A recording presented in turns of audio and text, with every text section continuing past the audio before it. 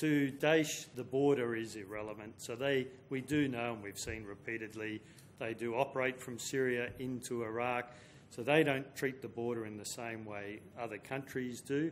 But there is activity already occurring by the coalition in Syria. So it is not an untreated area. The US is operating airstrikes there. A number of the Arab nations have been. Some of the other, the UK hasn't, but Canada has. So there is effort already being applied in Syria now.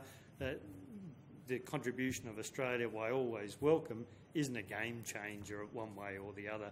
In part, there's a bit of a zero-sum game. We've got a number of aircraft there, whether we're operating in Iraq or in Syria. The capacity is the same there. What would it mean for us to operate in Syria? Not too many changes. So the areas that would be a particular focus would be threat levels, and the further west you go in Syria, the more capable some of the anti-aircraft defences become. So we would be very focused on where the threats originate in Syria, and it's not homogenous. It is different across the country.